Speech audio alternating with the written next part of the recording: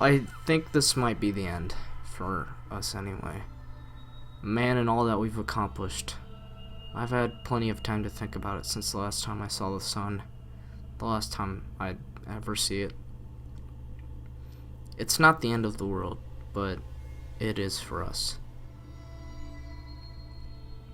I guess it started about a month ago, although it could be longer. There's only the clocks scattered around the house to tell me how long, and half of those are dead now. Anyway, I'm straying from the point. It was on the news. A cruise ship sank for no reason. It wasn't damaged, just pulled straight down. Then the rest of the stories flooded in. Everything in the water was sinking. Oil rigs disappeared. People on the beach pulled down into the abyss. Nobody seemed able to explain why this was happening. Nothing floated anymore.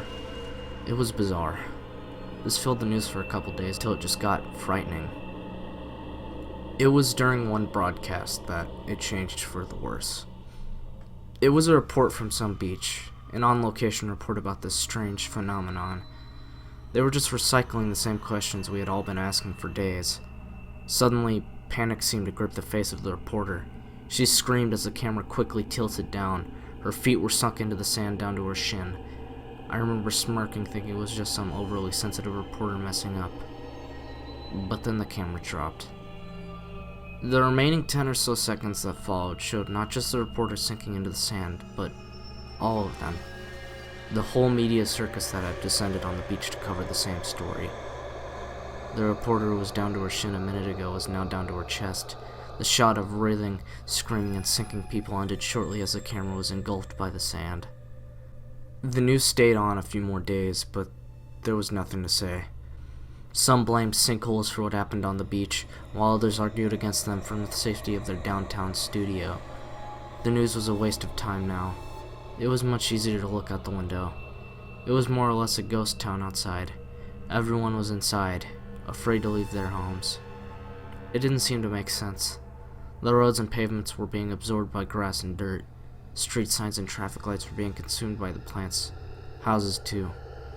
Some people tried to run, jumping from rooftop to rooftop, looking for higher ground.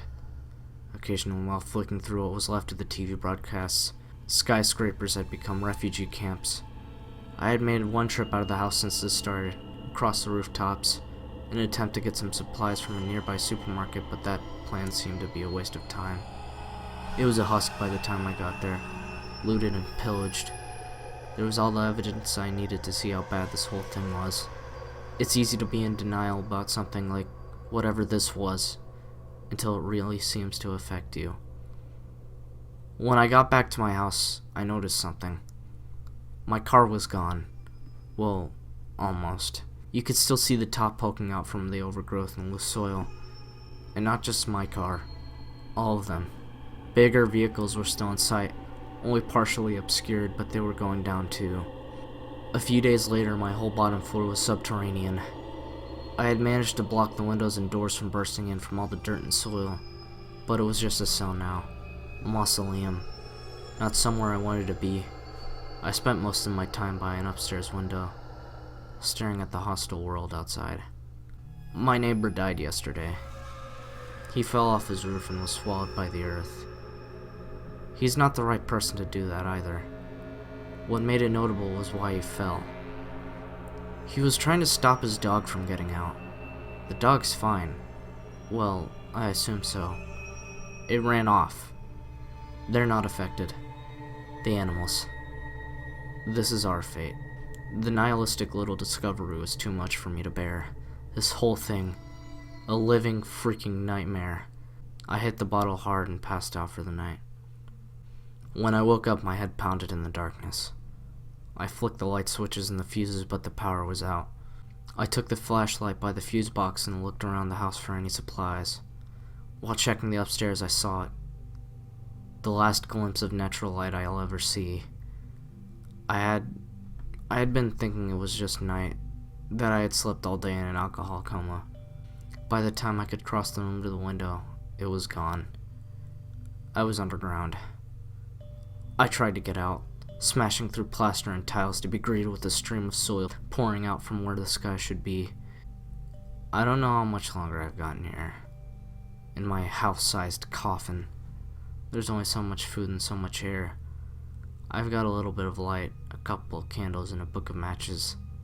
The flashlight died some time ago. But this is our fate. Man's fate. Our return to Earth.